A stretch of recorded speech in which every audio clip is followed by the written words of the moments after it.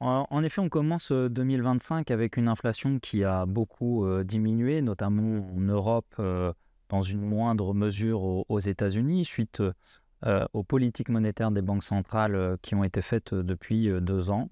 Partant de ce constat, on a tendance à privilégier toujours les fonds en euros quand on obtient des bonus pour nos clients qui permettent d'aller jusqu'à 4% par exemple de rendement, ou des fonds structurés à capital garanti qui peuvent monter des fois même à plus de 6% de rendement tout en ayant un capital garanti. On aime bien également prêter de l'argent à des entreprises soucieuses des critères ESG, donc environnementaux, sociaux et de bonne gouvernance, mais également prêter de l'argent pour financer des projets d'infrastructures durables. Bien sûr, tout ça pour nos clients les plus prudents.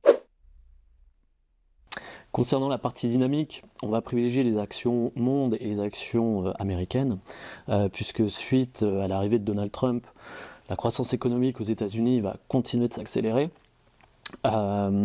Les actions européennes, on va éviter, puisque l'Allemagne est en récession, la France connaît une crise gouvernementale, et le conflit russo-ukrainien pèse toujours sur le prix de l'énergie.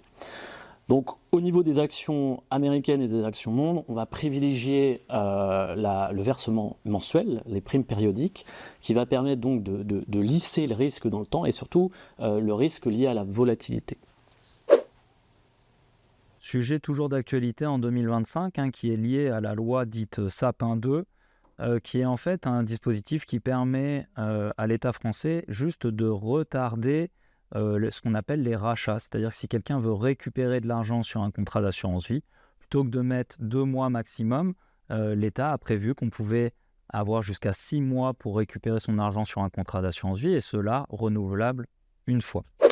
Et d'ailleurs, on entend beaucoup de bruit de couloir comme quoi l'État pourrait venir piocher dans l'épargne des Français. Il faut savoir que c'est faux, donc on vous rassure. Il y a un article de loi qui le stipule, l'article 1166 du Code civil. Et cet article dit que l'épargne des Français, notamment l'assurance vie, est insaisissable. Donc vous pouvez continuer à placer votre argent, à épargner. Et pour toute question complémentaire, n'hésitez pas à nous joindre.